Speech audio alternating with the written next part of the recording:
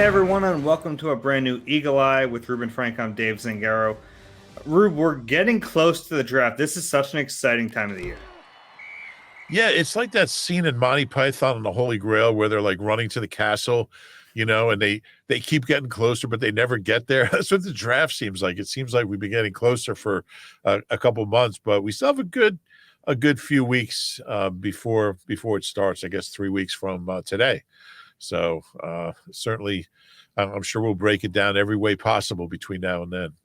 Yeah, I promise we'll get to the castle though. We're actually going to get there. It's not gonna get pushed back anymore. And it's kind of fun now. Our last podcast was an emergency one.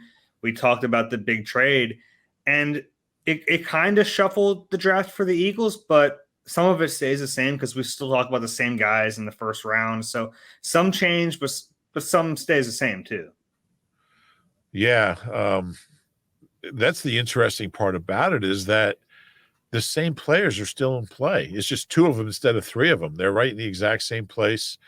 They still have 15, and now they have 18. So instead of 16 and 19. So really a fascinating trade. I've been thinking a lot about it over the last few days, and we talked about it a lot the other day, but I really don't see any downside. It's just a matter of the Eagles and Saints are in different places and have different philosophies. But if you believe in building for the long term and over a period of several years, which I think is the best way to build a winning team, is try to be good every year. They certainly took a large step toward having a chance to do that. Yeah, that they absolutely did. We have a lot to get to today. We'll start today looking back at all of Howie Roseman's drafts. So we'll start off with the beginning of his tenure later today with 2010 and 2011, kind of break down those drafts a decade later, over a decade later. It's hard to believe. And we want to talk about the second round. We've spent so much time on the first round picks that, they have number 51 overall pick in this draft, and they have a really good chance to get a very good player with that too. So we'll go over some names there, and we'll look back at some of their draft success in the second round. It's pretty extensive. We want to talk about Brandin Cooks and Mathieu, two players the Eagles have varying levels of reported interest in. And we want to go over the top 30 tracker. We have it on our website. Every reported top 30 visit the Eagles are hosting. We want to go over some of those players, and if we think there's a real possibility they draft them. Real quickly before we get to that, yes, we got a ton of comments from the last podcast. Don't know what the heck we were talking about. Our wires got crossed, specifically me, about the draft trade. Obviously, they get the Saints' first round pick next year. It doesn't matter what happens after that. We got to talk. Thanks for listening, guys. That's a good test.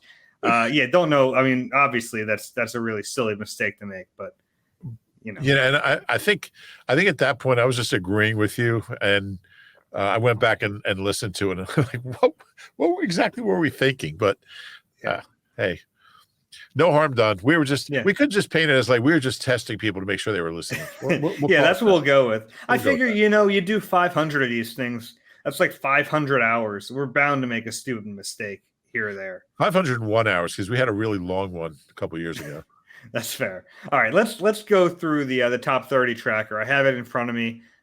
We've been keeping up on all these as they get reported. Let's just go through the list. Sure. And we'll kind of figure out if we think it's real or if it's not real. The first one is Matt Corral, Ole Miss, who said himself that the Eagles are on his list of visits. Interesting name, and they keep getting linked to quarterbacks, even though we think they're not drafting a quarterback. What do you make of that? Yeah, I think they always are going to do as much due diligence as possible with quarterbacks, and I don't think it means anything in particular beyond that. Every year at the combine, even when they, even if you have Donovan McNabb and and you're settled at quarterback, you still want to do the research because you never know what's going to happen. And if 4 years from now they're looking to trade for a quarterback and Matt Corral is available, they know him, they know what kind of person he is, they've met, they've got, they've got a body of work with him. But yeah, I mean, I don't think they're going to draft a quarterback, but you just never know what's going to happen. So it just makes sense to to learn as much as possible about guys. Now, some guys you meet at the combine and you don't feel like you need. I mean, there's been years where the guy they drafted wasn't here for a top 30 visit. So, there's different times you can meet with players, and there's limited opportunities. And I think they just want to get to know as many people as possible. I wouldn't look too deeply into it. But again, with Howie, nothing ever surprises you. Yeah, and I mean, they drafted a quarterback a couple years ago when we all thought they were very settled at the position. Whether or not that was the right move in hindsight, who knows? But it shows you they're really in on the position at all times. And a real quick note on these top 30 visits: there are multiple reasons a team will bring a guy in. It can be because they are very interested and they want more on him. It could be a medical thing; they want to get something checked out. There could be character concerns and they want more time to talk to this kid face to face. And there are smoke screens. Yep. And if you're the Eagles, it really behooves you to have the teams behind you think that you're in on quarterbacks, because say you're on the clock at 15 and the other teams, say the Pittsburgh Steelers sitting at 20 need a quarterback, and they think, well, we got to jump up in front of the Eagles to get a quarterback. I don't know how much they're going to buy it, but yeah, then they jump up, they take a quarterback, and if you're not in on them, that's great. It pushes another good player down to you. And I know it sounds like there's no way they really do that, right? Everyone does it, and to varying levels, but this is such a big business and there's so much at stake that any little advantage a team's going to take for sure. Yeah, there's so many of those games that are played on draft day, draft weekend, teams trying to outsmart other teams, and sometimes it does work. And you hear stories, usually they come out a couple of days later, well, we were trying to convince them of this and they bought it and we ended up, there's always those games, and they don't always work. They don't work most of the time, but nothing to lose. And anything that can give you a tiny little bit of advantage, you try to take advantage of it. All right, let's go to the next one on the list. We have about 10 or 11 on here. Kenyon Green from Texas A&M, interior offensive lineman. I mean, it wouldn't be a bad pick, but if they draft a guard in the first round, it's not going to be very popular. Yeah, that's for sure. I mean, he's a really good player, but this team is always a threat to take an offensive or defensive lineman in the first round, and that's what they do. So certainly a guy who, look, people felt the same way when they took Sean Andrews. Now, he had other issues later, but he's a hell of a player. So if you can get an all-pro, Pro Bowl level interior lineman, it's boring. It's not sexy, but they're good players and they're important players. Yeah, it's interesting. He's been a guy, Green, who people's valuation of has kind of been up and down. I think he's a first rounder. I don't exactly know where he'll go. My guess is he goes after the Eagles' little run there. The next one is Andrew Booth, the cornerback from Clemson. I'm a really big fan of his. I think he had it already, the core muscle surgery. So maybe that's a medical checkup to see how viable that is. I think he's still a first round pick. I know he hasn't been able to work out in the pre-draft process, but to me, he's an easy first round pick. I don't get why a lot of people have him sliding out of the first round. Yeah, I don't either. I just to backtrack, Kenyon Green, I wouldn't be surprised if he's very late first or early second. But Booth, yeah, I would think he'd be in the first round for sure. I certainly would be a guy, if they took him, I would have no problem with that. Yeah, I'm working on my next mock draft, and I ran into a situation where I wanted to draft two players who are both injured, and I was like, I can't do that. This town would run me out right away. So, but he's one of them. I'm really in on him. I like him better than Trent McDuffie. He's longer. The length thing with McDuffie worries me. So anyway, he's one that could be a medical thing. Tyler Smith, an offensive tackle from Tulsa, probably a late day one, day two pick. He's been kind of a riser, at least in media circles recently. Yeah, it's funny how that happens, isn't it? We'll see on draft day if he was really a riser or not. Yeah. But again, anytime it's an offensive lineman, you can't be surprised. Yeah. All right, the next one is Kayvon Thibodeau from Eagles, Oregon. The guy that played the most games at center in Eagles history, I believe, before Kelsey, went to Tulsa. That was Dave Alexander. Okay. Yeah. That's all. All right. The next one on the list is Kayvon Thibodeau from Oregon, who was once thought to be the number 1 overall pick. And it seems like he's not going to be the first overall pick. I would still venture a guess to say he's not going to fall to the Eagles all the way at 15. But I guess he could be a trade-up candidate if he falls into a late part of the top 10 or early teens.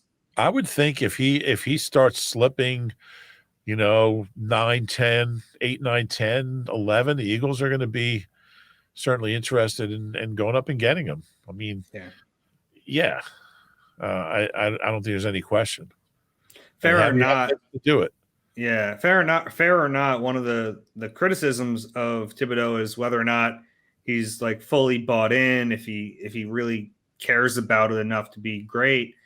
And you feel bad if that's not the case, because this guy's reputation is getting kind of dragged through the mud. But if that's a concern, then it would make sense to sit down with them and really try to figure that out even more. I mean, you're investing such a high level pick. I remember, that was a big deal with Jadeveon Clowney when he came out and was the first overall pick. It was, well, how much does he really love it? He has all the tools to be great, but will he be great? And those questions seem to be kind of circling around this kid right now.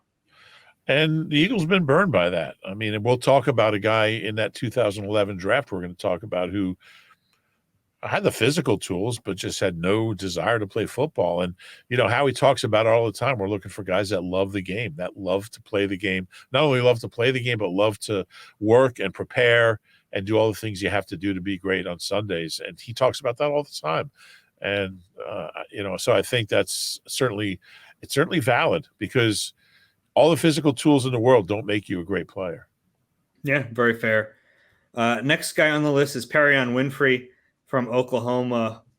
A little bit undersized defensive tackle, probably a second round pick. He's probably going to fall in somewhere in that range. Had a heck of a Senior Bowl. We know they value the Senior Bowl. I was down there. He was ruining practices. He was beating up on the interior linemen so bad. Fascinating guy. He's, like I said, a little undersized, probably a 3 technique in this defense, but those seem to be the type of interior rushers the Eagles like to get. Yeah, no question. I remember you mentioning him on the podcast when you were down there in Mobile. Kind of opened my eyes to him. Yeah, you wonder about his size, but intriguing guy. Yeah, and I mean they have a type. They had like Fletcher, Javon Hargraves. They're a little bigger, but Milton Williams is kind of he kind of reminds me of Milton a little bit. Yeah. All right. The next one on the list is Marcus Jones from Houston. Fascinating guy, because I don't know where he's going to get drafted. And if you're drafting him, you're getting a pretty decent slot corner, but you're really getting the return man who is electric. And the Eagles haven't. When's the last time the Eagles had an electric return man? Probably have to go back to Josh Huff. Who wasn't bad as a kick returner. Sproles really Sproles. Yeah. And this is a guy who can do kick and punt, whereas, Sproles was just punt. Not that the kick return is a huge play in the NFL anymore, but if you have the best guy in the league at it, it can help. Oh, yeah. Field position is really an issue with this team, so certainly comes into play. Yeah. Fascinating one, though. I mean, it would be fun to see them get a return man with some juice back there. You just like those Houston guys. Not really. Yeah, you like the Houston guys. Ahmad Gardner is the next one from Cincinnati. Probably out of their range. He might end up being a top 5 pick, but I get why they're doing their homework on him. There's a lot to like about Sauce. He just tweeted out, I think it was yesterday, I'm the best player in the draft. I love that. Love that. I love defensive backs in general. They tend to be my favorite players because people think of receivers having that like bravado. No, defensive backs have it even more. And when you have a guy like Jalen Mills who'll get, the receiver drops a pass and he gets up and wags his finger in his face. I love that so much. Makes me so happy. Especially if he's from Houston, right? Yeah, no, I'm with you. I love Sauce's. I saw him interviewed on at the combine or as pro day. It was as pro day, and he had a gold chain that said Sauce going across his. It's like this big. It's awesome. My Yeah, favorite chain story, real quick. I yeah, remember when the Eagles signed Alshon, and he got here, and that was when Nelson Aguilar was still wearing 17. And we asked Alshon, like, "Hey, do you want that number from him?" And he says, no, man, numbers. I don't care about numbers. You know how I don't care about that. And then he gets to number 17, and next time we see him, he has the number 17 hanging from his neck with like a million diamonds on him. Like, guess you did care about 17 a little bit. well, that was his only good year, 17. So makes sense. Was he? He's such a. When you start evaluating different free agents they've signed, it's so weird to try to define Alshon's career as an Eagle because his the first signing was good. First signing was really good. Yeah, 1 year, $9 million, and then Yeah. after that, not so good. They kind of paid him extra for winning a Super Bowl, which was a mistake. Yeah, but that catch he made on that bad shoulder, I mean, that was incredible. Yeah. Yeah.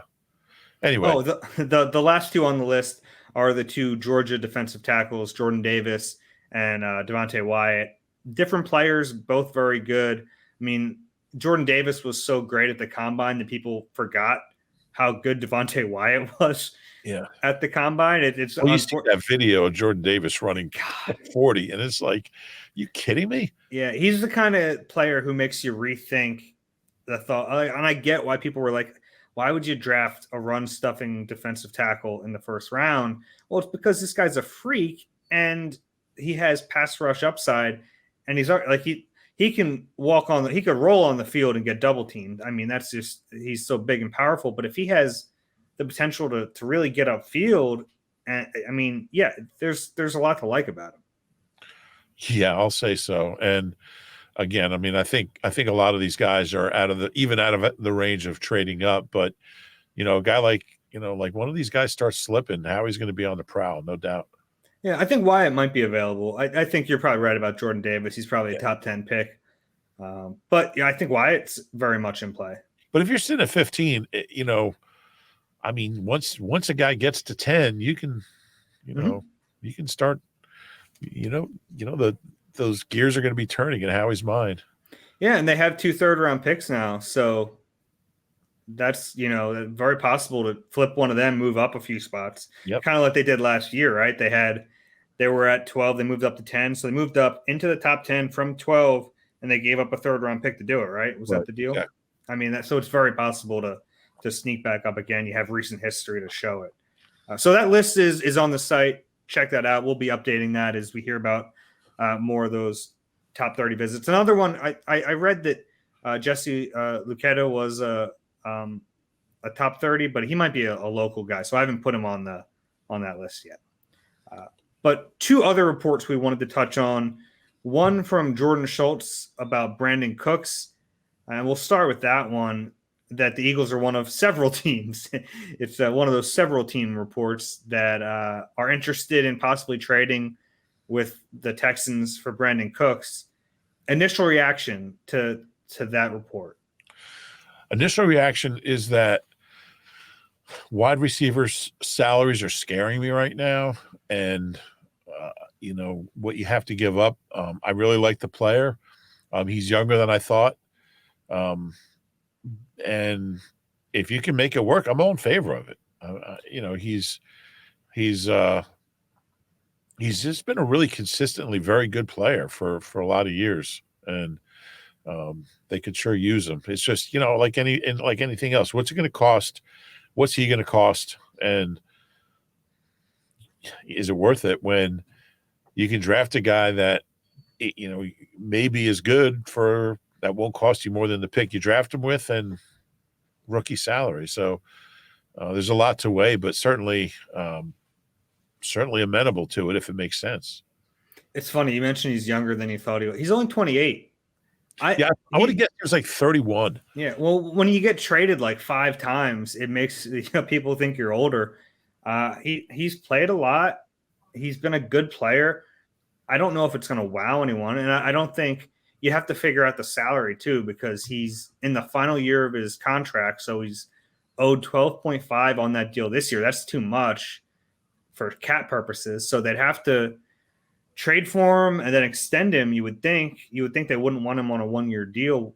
Well, that's what I'm saying. Why the money has to make sense, because you're going to have to. I mean, when you look at the bar that some of these receivers have set, I just don't know if you could afford the contract piece of it. Yeah. And I mean, I guess you could trade for him and then play with the contract, give him a bonus, spread it out. He might be okay with that because he's about to get paid $12.5 million this year. And I also wonder what Houston wants for him. Yeah. They're not going to give him away. From what I've heard, the Texans are a lot higher on their quarterback than a lot of people think they are. So they're looking at this like they're not going to take away his best weapon. I like their quarterback, but I mean that's a topic for another day. But certainly worth pursuing, no doubt. Beyond that, we'll see. Yeah. The next one is Tyrann Mathieu. NFL Network reported earlier this week that the Eagles have kind of stayed in communication with him. The New Orleans thing makes a lot of sense. He's from that area, played at LSU. The Saints could use him. They lost Marcus Williams in free agency. But this has to feel like the Eagles are kind of keeping an eye on it, and they'll do this with some players. Yeah, again, it comes down to due diligence, and if the number ends up being in a range that works for them, then they've done that prep work. They're familiar with him. I've always liked him. I've always liked him as a player, and I don't think he had quite the season last year that he had the 2 previous years. But again, he's another guy. I was surprised how young he is. I thought he was 31. He's 29. He's 29 also, or 29. So, playmaker, just it's exactly the kind of guy that this defense needs. And but again, how much as far as money and assets. So I think they're doing the right thing with both these guys. Let's stay on top of this, and if it's workable, we can do it. But I also think even without the 3rd first-round pick, they're in a position where they don't have to force anything. They've got some flexibility. They've got 5 picks in the first 3 rounds, even with the trade, and I don't think it makes sense to overpay for either of these guys. Yeah, I'm a big fan of Tyrann Mathieu. Honestly, he's one of my favorite players in the league. Just when I get a chance to watch him, it's exciting. He plays the position in a way that like he can change games. Eagles could use that. We talked about their defense so much last year. They played this like ultra safe style that would have worked if they had guys to make plays. And they, aside from Darius Slade, they really didn't. So if you were to get a guy like that on the back end, all of a sudden, when you're playing conservative, he can flip the game with one big play. It would be a lot of fun. I think it's probably unlikely at this point, but for my own selfish reasons of watching every game, I would love to watch him play every game. Yeah, same here. I've always been a fan of his. He's just a fun guy to keep your eyes on, just the way he plays the game. He's got such a flair for big plays and being around the ball. And certainly I think they could find a spot for him on this defense. Yeah, I think they definitely could. Sorry, Epsy. You have to take a seat. Second round, the Eagles have number 51 in this draft, and we'll talk about some names of guys we think might fit in that range. But if you look back at the success of this team, and they've had misses for sure in the second round, and some of those names. We talk about some of those names a little too often, but they've also hit quite a bit in the second round. They've gotten some long-term, like, great players in the second round. Yeah, and I did a little research, and I just picked 1987 because that was the first year I started covering the team. So this doesn't include Wes Hopkins, who was a second round pick in the This is Pro like Bowl. the root, like you know how the modern era That's starts right. with like the Super Bowls, Yeah, and like this is the Rube era, 87 and on. yeah, it's not that much shorter than the modern era. Actually, it's really similar. But since then, and that's just an arbitrary year I picked. The Eagles have drafted 8 Pro Bowlers in the second round who went to a total of 30 Pro Bowls. And they drafted 13 Pro Bowlers in the first round who went to a total of 34 Pro Bowls. Now, obviously, when you have a guy like Doc, it's going to, increase the total a lot. But it's, if you start looking at their best first rounders and their best second rounders, like, would you rather have Doc, Shady, Eric Allen, Deshaun Jackson, and Zach Ertz? That's like their 5 best second round picks, or the five best first round picks during that span are probably Fletcher, Donovan, Lane, Trey Thomas, and Keith Jackson, or Lito. Probably Lito. And Jerome Brown in the mix. Didn't play for very long. BG, Corey Simon, but you can make a case that they've drafted better in the second round than the first round. They've had fewer big time misses. That's the interesting thing. Like their drafting's been pretty solid. They've had a few. Obviously, one was a few years ago, J-Jaw. But, you look at their recent second-round picks, and they're pretty solid for the most part. Landon Dickerson, Hurts, Miles Sanders, Goddard, Sidney Jones. I still like the pick. I still think it made sense. Eric Rowe was a chip.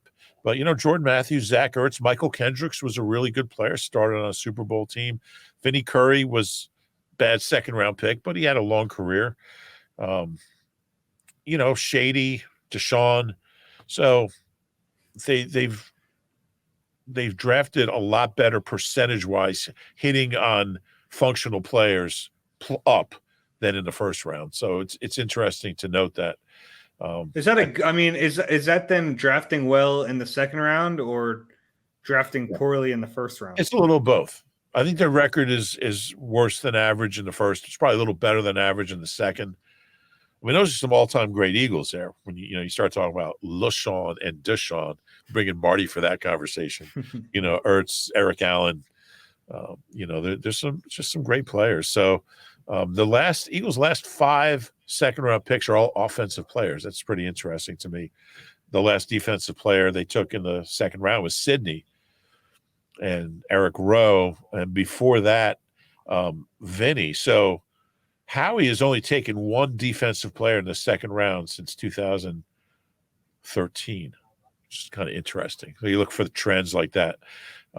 But I'd rather have a first-round pick than a second-round pick, but I think I trust them. Maybe they don't take as many risks in the second round. I don't know what it is, but their track record is significantly better in the second round than the first round. I also broke it down into starts per pick as an Eagle, and it's pretty close. It's a little higher, the first rounders, but I broke it down every way imaginable. But it shouldn't be close. It shouldn't be close. You're absolutely right, and I think that it's probably a little more of poor drafting in the first round, but it's a little of both. Yeah, and you have some guys that skew it. Obviously Doc skews it, which you can't take him away. He was a great second round pick. And then you have some really bad first rounders that skew it too. Like, we don't have to mention them, but we know who they are. And there's a lot of them. There are quite a few. I mean, I made a list of the first round busts since '87, and it's like it's taking up my whole screen. It's really, and a lot of these are. Half of them were before Howie. Howie did not invent first round busts around here. This is something that's been going on since, Alonzo Johnson and some of these guys, they barely made the team. Leonard Renfro played here 1 year, got cut.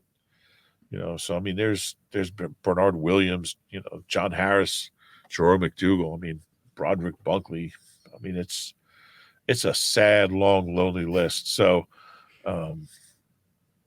there's no question that it's a little bit of both. They got to be better in the first round, but at least they kind of make up for it a little bit in the second round.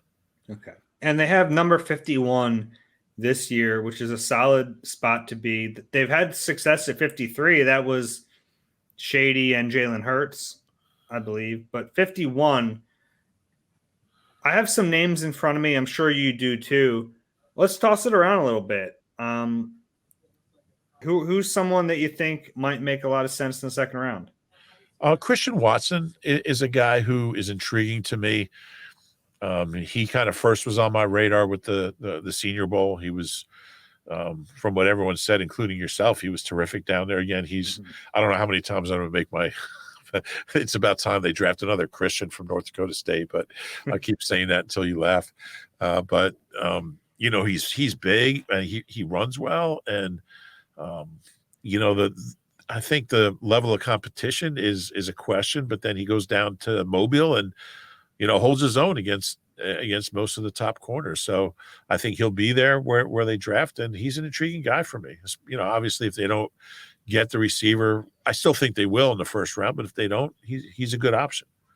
Yeah, he's one who's on my list too, because I don't even know if he'll be there at 51 the way he's been getting talked up. But if he is, yeah, absolutely. Another one is Jalen Tolbert from South Alabama, another Senior Bowl guy.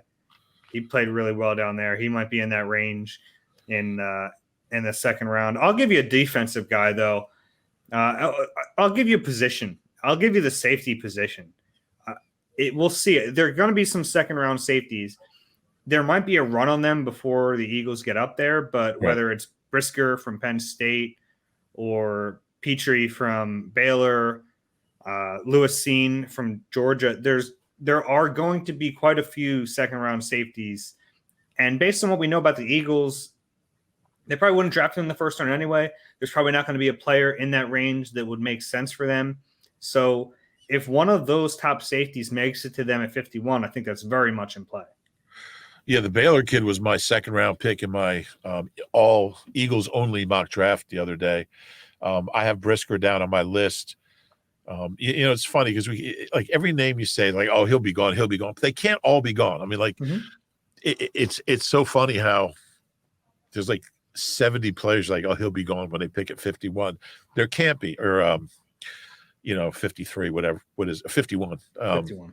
They can't all be gone. So they'll be a good player. Brisker certainly is. I think either of those guys would be a heck of a pick. And again, you look at the trends, and they found safeties in the second round. Certainly, Doak was pretty good. Wes Hopkins was pretty good. Michael Lewis was a Pro Bowler in second round. The last Pro Bowl defensive back the Eagles drafted,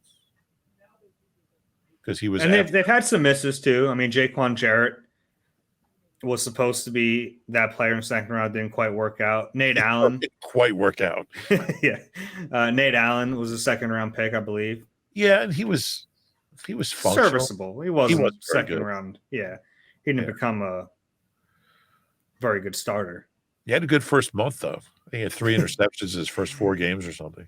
He did. Cornerback is another position, by the way, I think might be intriguing, whether it's Tariq Woolen from UTSA, who I'm fascinated by, and definite boom bust there, but the guy's 6'3", 205, ran a 4.26.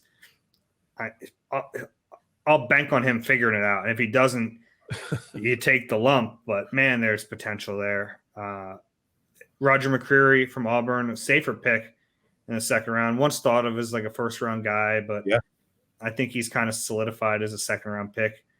Another one that would make sense. So I think there are fewer options at corner in the second round, but there are some decent ones. Yeah, and again, when there's going to be a run on corners in the first round, it's going to push some pretty good guys into the second round. And, the deeper a position is in the first round, the better value you're going to get in the second round. So I think that's definitely in play. Yeah. Anyone else? What about a guy like and I wrote down Jahan Dotson. He's another one that could go late in the first, could go early in the second. If he's there, certainly, and you haven't taken a receiver. Drake Jackson's a guy who I think USC.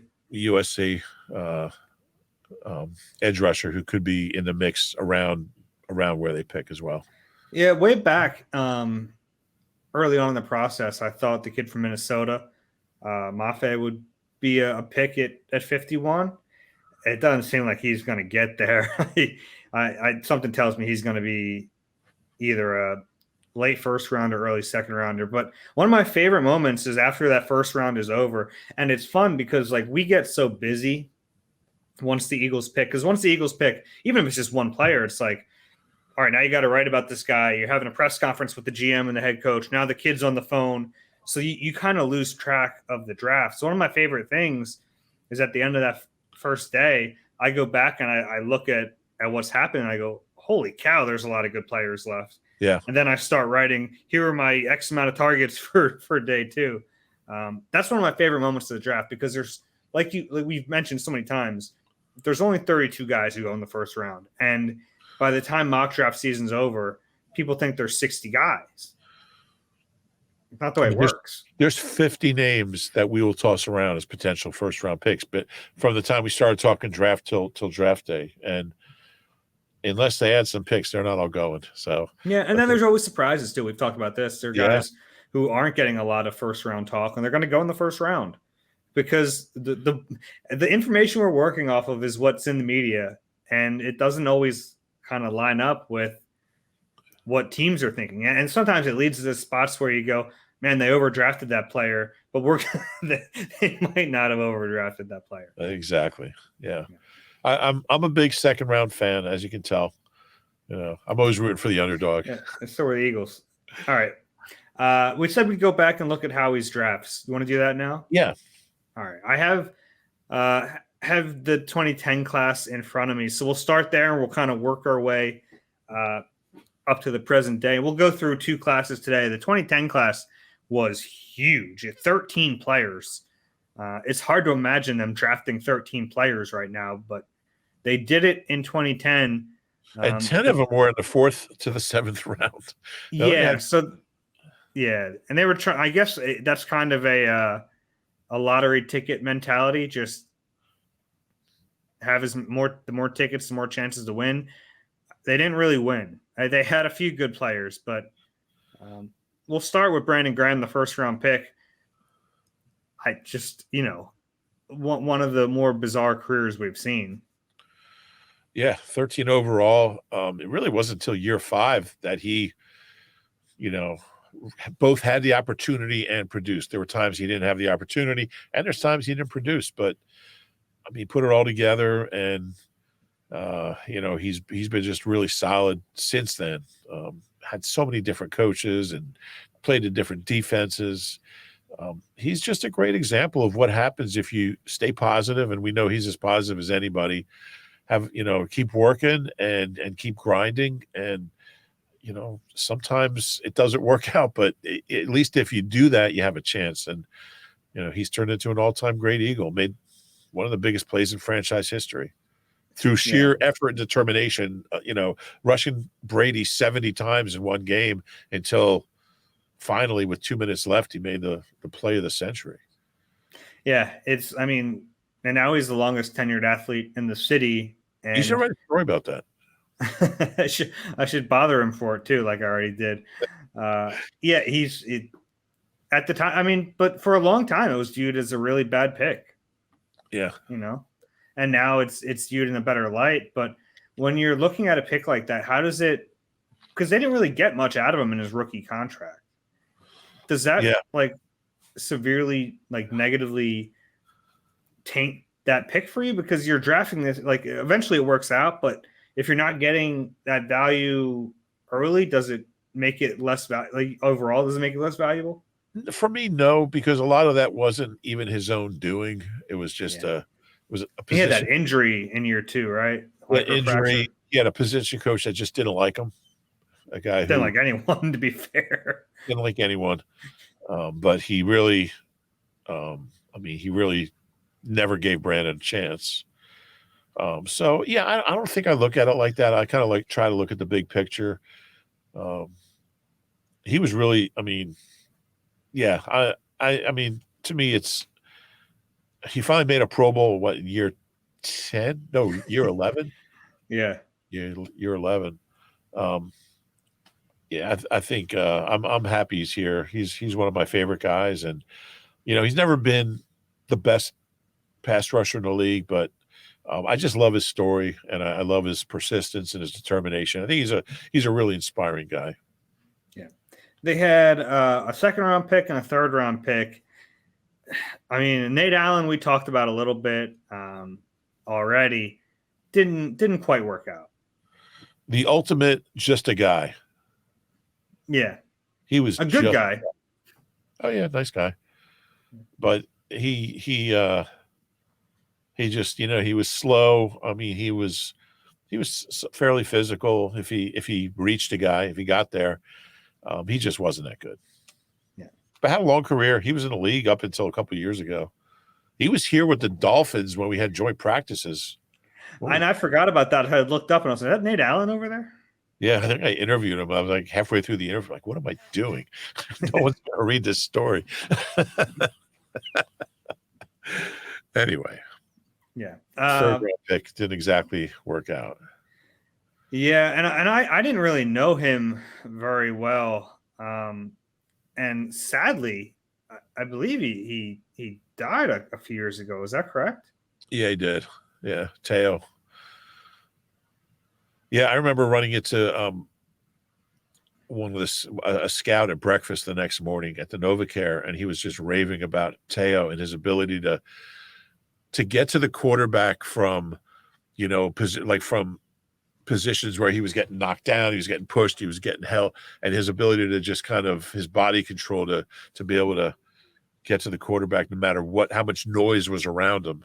That didn't exactly go that way. Yeah. Yeah, tragic story. Very quiet, very nice, quiet kid, but just never panned out. Third round pick. Yeah, it was a tough third round pick. In the fourth round, they had 4 players: Trevard Lindley, Keenan Clayton, Mike Kafka, Clay Harbor. I mean, the Mike Kafka guy's done pretty well for himself in coaching. It wasn't a very good quarterback. Clay Harbor had some NFL success for a little while.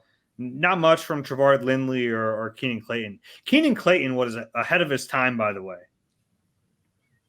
How's that? He was like a super athletic linebacker who didn't know how to play the position. He'd be a second round pick today.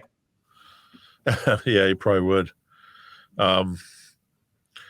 Clay Harbor I think he's been on one of those Bachelor type shows, right? Bachelorette or something. One of them. I think our former I can't colleague, pretend to know that.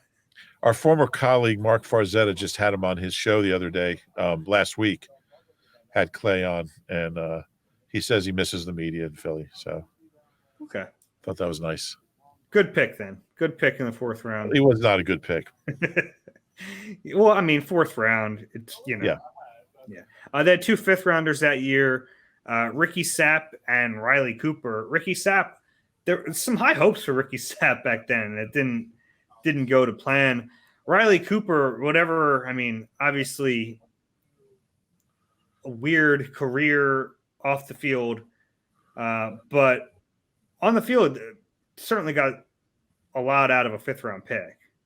Yeah, I mean, the one year he had 835 yards, and he made a lot of big plays. I mean, I'll never forget,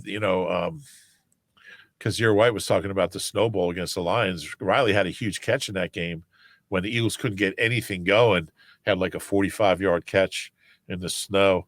All the other stuff aside, pretty good 5th-round pick. Yeah, and it's you can't really factor that into your evaluation of him as a player. There's no way to know that was coming. Right. Certainly, they screwed the pooch when it came to keeping him and giving him a contract. But yeah, but as a 5th-round pick, certainly fine. 6th-round pick, Charles Scott, never played here. Did he even make the team? Oh, he ever made the team.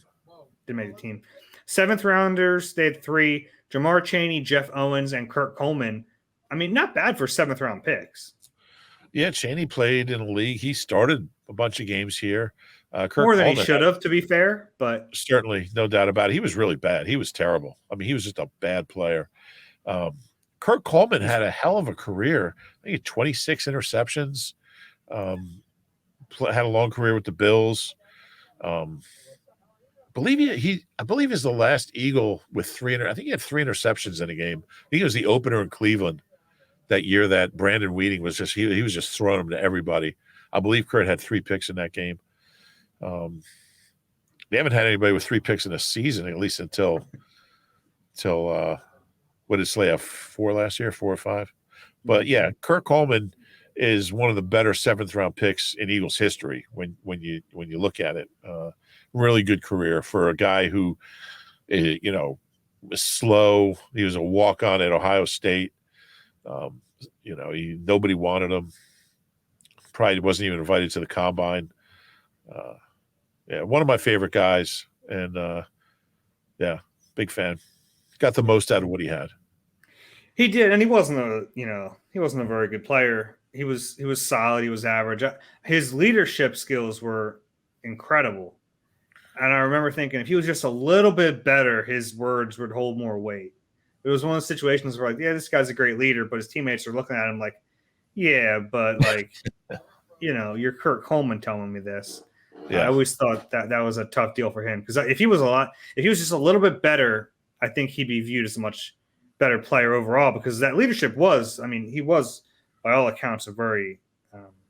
And I think when he became a better player, like in Buffalo, I think that part of his game was huge. I mean, he was considered a big time leader there. Yeah. All right, let's do 2011. It's a rough year with a Hail Mary that really worked out later, but the early draft picks are ugly. Start off in the first round. It's just terrible. With the Firemen, and then second round with Jaquan, third round Curtis Marsh, fourth round Casey Matthews. Finally, fourth round, Alex Henry had a little stretch, but that's just brutal. A little stretch, like 8 games. He was a really good kicker. Yeah. In the fourth round, you don't take a kicker in the fourth round anyway. You can just find some soccer player from Shippensburg, and he could be as good as Alex Henry. That's as bad as it gets. I mean, Fireman was a disaster. Just didn't want to play. Jaquan Jarrett. Andy Reid really thought he was going to be a player. Andy took the hit on that one. I remember that, by the way. I think about that. I was there that day when Andy just had to, they cut him. And Andy just had to, we were wrong. We messed up. Yeah. And I remember talking to Andy in Derek Boyko's office that morning before his presser. And they cut him in the middle of his second year. Yeah. He went up and played 3 years with the Jets. He was all right. He was AFC Defensive Player of the Year one week. Player of the Week 1 year. Must have been one hell of a week. Yeah, he had 2 interceptions, a forced fumble, and a fumble recovery one game. But Fireman, Jaquan Jarrett, Curtis Marsh was terrible in the third round. He's the guy that Tom Brady picked on in joint practices. Maybe his second or third. Yeah, because Andy didn't do it. Must have been. It was Chip's first year. It was Chip's first year because Andy never did joint practices. He didn't like them. Brady he went after Marsh 30 plays in a row, and not one of those ended up on the ground. And then Casey Matthews, he was awful, but he was a 4th round pick. But just really a historically bad draft. Deion Lewis in the 5th round went. He was in the league for a long time. He was okay. But wasn't here though, He was here for maybe a year or 2. I think he won a ring with the Patriots at one point. Shady really liked him because he was a Pittsburgh guy. Yeah, he broke a bunch of Shady's Pitt records, but he didn't break any of his Eagles records. No, you're right. He ended up having a good career, but it was after he left here. An okay career, yeah. Yeah, I tried to talk to him during at media day in Minneapolis in St. Paul, I should say, on the coldest day in history, because we had an hour with the Patriots. I'm like, I may as well try to be productive, and he had no interest in talking about his time with the Eagles. That did not go well. I wrote it anyway. Yeah, he talked about Shady, so it was okay. But then this draft gets interesting after the first 7 or 8 guys. Yeah, I mean Julian Vandervelde, we didn't mention in 2011, the 5th round pick, who NFL record holder. yeah, he is in transactions. But hey, a 5th round pick, whatever. First team all They hit it, transact. yeah, but they hit it big in the 6th round with Jason Kelsey, and he's like the saving grace. Without him, this is, gosh, the worst draft ever. But Worst draft ever. They got a Hall of Famer in the 6th round. So Yeah, they drafted 12 busts and a Hall of Famer. It was an all or nothing draft. But it just goes to show you, I mean, you just never know. And you know, the fact that 190 players could be drafted before Jason Kelsey, as much as everyone breaks down the draft, and you know, you have pro days and combines and senior bowls and film to watch from the season, you just don't know. And Jason Kelsey just had something special, and he was starting by the beginning of his rookie year. So it wasn't like he was one of these late round guys that took a few years to develop. Now, it took a few years before he became a Pro Bowler, but he was a good player right from the get-go, and really an incredible story. He's going to go from the 191st player in the draft to the Hall of Fame. That's a hell of a thing. yeah, you know what's funny about him is his career has been so good that right now, if a mold of him was in the draft, there's no way he's lasting anywhere near the 6th round. He's like changed what the position can be. Yeah. I mean, that's how good he's been. And at that time, I mean, the Eagles center was Jamal Jackson, who you couldn't get a more different body type player to go from Jamal to Kelsey. But Jamal Jackson, and he was a good player. I don't want to take anything away from him. He was like what people thought a center was supposed to be, kind of this short, stout, not super athletic player. But strong and yeah. Strong and did some things really well. But the Eagles had the foresight. It was Howard Mudd, the late great Howard Mudd, who had the foresight to say, no, like this guy, what he lacks in size, he makes up in a lot of different ways: athleticism, leverage, intelligence. And it was Howard Mudd who really forced the Eagles to pick him. Yeah. Jamal Jackson said, and they competed in training camp that summer. He said, as soon as I saw him practice one day, I was like, I'm not beating this guy out. I got no shot. He knew right away. Jamal was a great guy and a solid player, like you said, undrafted, had a really nice long career. But yeah, Kelsey has, I think people are looking for that now, that athleticism, and you know, a guy doesn't have to be huge. But again, Kelsey's so smart and so strong and has such good use of his leverage. And so I don't think just having a smaller guy, you know, gets you a Pro Bowl center. There's so many other things that go into it. He's got to be the smartest player I've ever seen in my life. I mean, he knows every position. You know, who was telling us, I think it was Landon Dickerson was talking about him. And he said, you know, he even knows the routes. He even knows the receivers' routes. Like, it's incredible. An all-time great. And man, it's been just an honor to be able to cover this guy for the last decade. Yeah. And the most unassuming, humble, you know. Yeah, he's a dude. He's the good test of a person's like, drink a beer with him, and I drink many with Jason. Yeah. But when you look back at these drafts, that one's a really tough one. We always talk about like draft grades, and you have to wait X amount of years to. It's been a decade now since these drafts. How would you grade them? I mean, the 2011 one, I have no idea how to grade it, because it's a bad draft, right? When you draft 11 players and one of them lasts. Yeah, I think it's a D- or a D, probably D-. I mean, one Hall of Famer can't bring it much higher than that, you know, when you have that many misses. 2010, I mean, to me, yeah, it's tough because in 2011 you got one great player. In 2010, you got at least a few contributors. Yeah, it's still, to me, C- ish. Yeah. It's tough. I really, it's neither of them were great draft years, but it's tough to say like which one's better. Like honestly, because you have Kelsey raises the average so much, But the other one, you had Brandon Graham, you had Riley Cooper, you had Kurt Coleman. You know, you had players Kurt who Coleman was them. good other places. To me, I look at the first 3 picks. Nate Allen, he was the 37th pick in this, so he was a high 2. Mm-hmm. Yeah, and he was. I mean, we use that word functional. He was functional, but at 37, you want somebody who was better than functional. Yeah. And Teo, never even played. So those are your first 3 picks. That's a C- draft to me. At best, right? At best, yeah.